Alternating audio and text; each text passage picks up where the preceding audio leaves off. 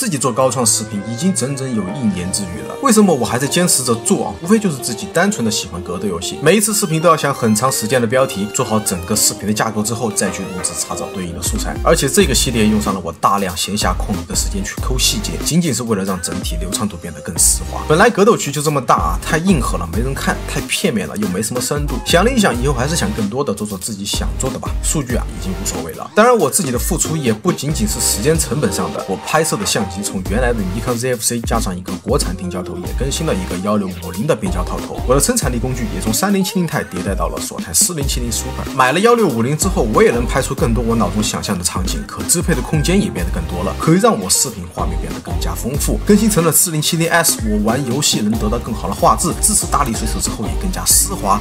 容质性台2除外哈，终于解决了我一边直播一边使用后台的难题，工程渲染也有质的提升。当然这1年我也迭代了一些格斗的外设，仿 Close Up 布局的摇杆、大视杆整机、超薄的 Hitbox， 还有大框体的 Hitbox。我让你的我呀！但你们知道吗？唯独这些设备啊，似乎没有给到我非常直观的提升，更别说新人小白了。几乎每一个入坑的好兄弟都会面临这个问题：我到底应该怎么挑选设备？什么样的设备适合我？什么样的设备更有性价比？我居然花了这么长时间才铺垫出今天的主题，是不是很大胆？我敢说这期视频虽然比较随意，却依然是有用的干货。同时，请各位放心啊，这不是广告。不过说实话，购买新的设备确实不能直接影响到你的实力，但他们对我来说更多只是情绪价值。这些年我换过的设备也蛮多的了，现在常用的也就3、4台。一台是我打街霸一定会用上的仿 Close Up 布局的摇杆，除了多几个按键以外，和其他4、500的3核整机没有什么区别。可就是因为我想试试 Close Up 是不是像传闻中神奇到作弊的地步，我就花了600多自己买框组装，算下来也有8、900了。体验了这么久啊，它是否属于作弊的范畴，空了我们单独拿一期来讲。总之就是不如500多买一个新的更有性价比。另一台是我刚从好哥们手里收的大视杆整机，配置差不多是铁纹框加上3核的按键，感知是非常契合铁拳这个游戏的大视杆。不过归根到底，我街霸打的更多一些，所以我对 Hitbox 的看法也是比较认可的。一路上我也试了几款超薄的 Hitbox， 确实在便携性和实用性上，各个品牌 A4 版本的 Hitbox 确实做到了一个非常综合的程度。但我仍然还是喜欢大框体带给我的安全感，于是啊，我又拿下了一个框体，再一次自己组装出了一个成品，省下了多余小几百的预算。看吧，光这1年我就用过不少设备，无论是我的频道还是我的群，又或是我新建的 Discord， 对于外设的讨论似乎是无法停止的。正好我用过了这么多设备，加上很多好哥哥也会私信或者艾特我，希望得到我的一些建议。那我接下来结合实用性和性价比，来给大家分享一点入手格斗游戏外设的经验之谈吧。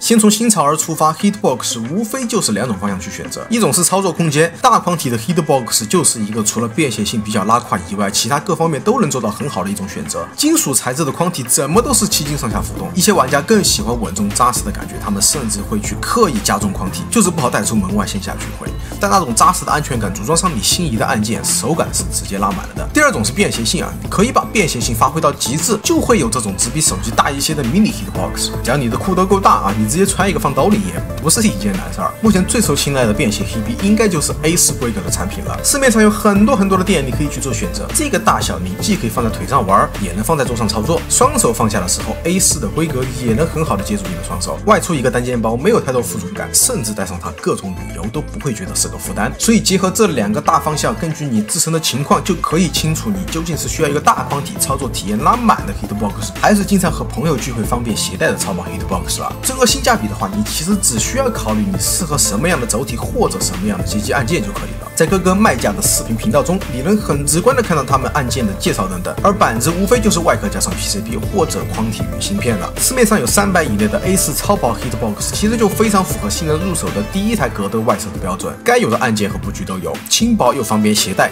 附加功能也是齐全的。而如果你想要得到更好的外观或者更细节的一些体验，你可以去看看他们系列当中其他价格更高的产品。如果有机会啊，我还是希望能单独拿一款产品出来和大家聊一聊的。所以为什么我还是花了大几百又组了一个大框体的 Hitbox 呢？首先我是一位摇杆老玩家，习惯了大框体放在腿上的手感，加上无论你按得再用力也不会让设备动摇，所以稳这个字儿就能很好的形容大框体的设备。而大框体的面板够大，能满足玩家对布局的各种需求，同时兼容一切轴体和街机的按键，所以我才说操作空间是直接拉满的。对于这样的设备，你可以看看网上的教程，打印一套亚克力板的外壳加上标准3核的按键组装，成本就能把控在200上下。如果你还想要外观加持啊，要么去选择大厂的掌机入手，要么可以去比较有名的卖家店里定制，当然价格会高上很多了。总结一下 Hitbox， 无论是你想要超薄款还是大框体，只要多花点功夫去逛逛页面或者自己组装，你就能在200左右的预算拿下你自己人生的第一台设备。接下来是摇杆部分，在便携性上很难做到和 Hitbox 一样的水平，而且在摇杆的使用中，你左手使用的力度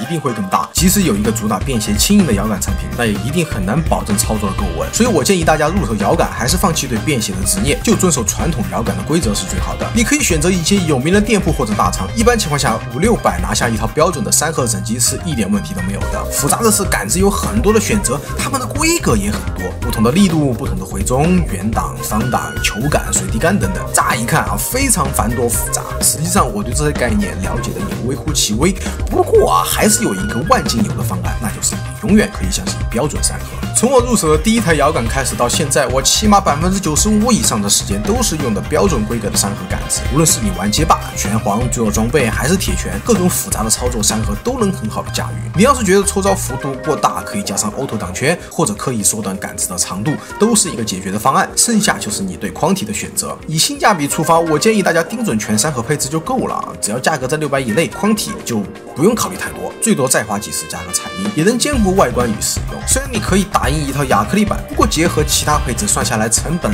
和500多规格的产品没有太多区别，不如挑个大厂600以内的产品，说不定还能支持 PS5。总结一下，盯准全套3核，只要价格在600以内就可以考虑入手。那以上的这些建议，如果还有更省钱的方案，欢迎各位大佬指出。不过以我自己的理解出发，我觉得差不多两者的性价比方案基本就在这2个价位区间了。如果真的要考虑外观和各种细节体验，自然预算会多出几百，甚至能有1000左右。那差不多以上就是本期经验分享的全部内容了。我知道我没有提到手柄、键盘或者 Xbox 这样的设备，是因为我很少接触它们。虽然我一开始玩格斗游戏也是用的键盘，手柄我也尝试过一些，但如果大家想听听我对他们的看法，还需要等我多去尝试这样的设备，总结出经验之后再来为大家分享心得。好了，后面还有一期关于什么样的外设属于作弊的选题，已经有一位匿名的青岛老哥为我提供了一种作弊方案，后面等我把这些东西实装操作过后再来分享，好吧？同时啊，也希望各位好哥哥好姐姐能给我一个小小的3连奖励一下干了好几天视频的我。就先到这儿了，我是秃头，一位草根艺术爱好者，我们下期再见，Adios。就让我逃离宿命的浪。